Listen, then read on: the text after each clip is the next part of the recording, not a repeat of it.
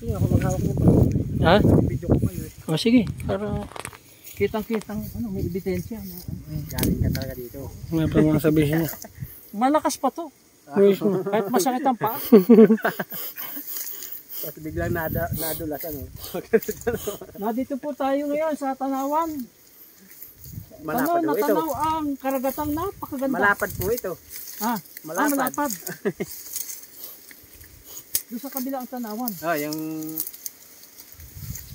Kaganda ng dagat. Lalo pag gabi ito, Pastor.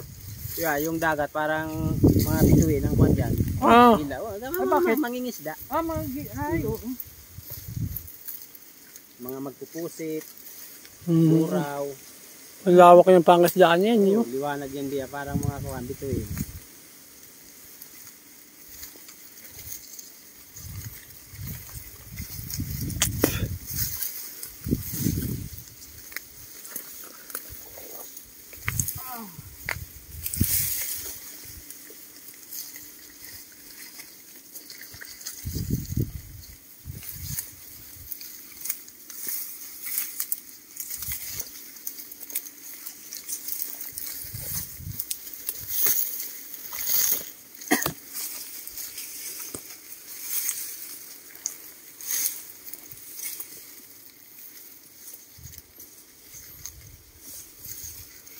Kumbaga yung mga pupunta rito mapapagod lang na simulahan eh.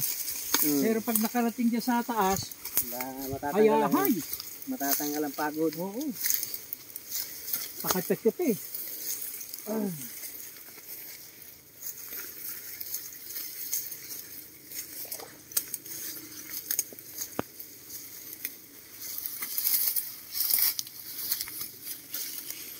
Yan na uli ang dagat. Ganda oh. Pero alam mo, mas maganda ang dagat na yan. Doon sa bundok na yun, sa kabila. Malapit. Mas malapit, tingnan.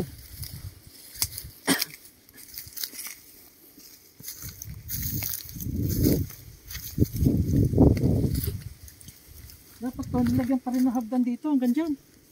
Sabi mga kanaan, lagyan pa. Hanggang doon pa nga dapat, kasi awanan nyo yun. Doon naman nagkuhan pala.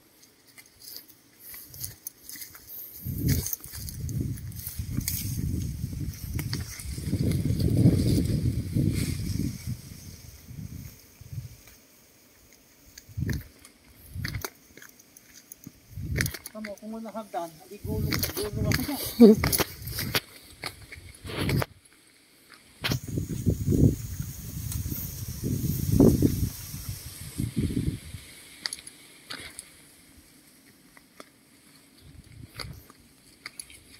Dulas nga. Sa ulan kasi ulan ang ulan. Ulan-ulan.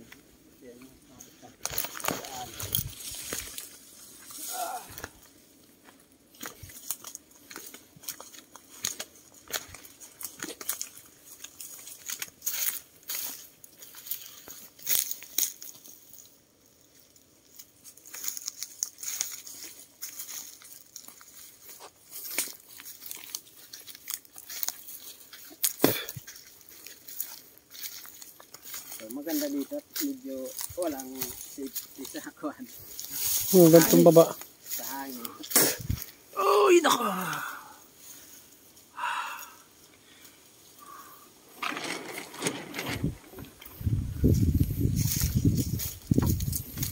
Pahinga! Naalala ko nung napunta kami rito noon. Kayo rin po. Kami nila pasugod to. Grabe lamig. Dito po kayo natutulog. Oo. Doon nga sa baba. Doon yung kanyang pinag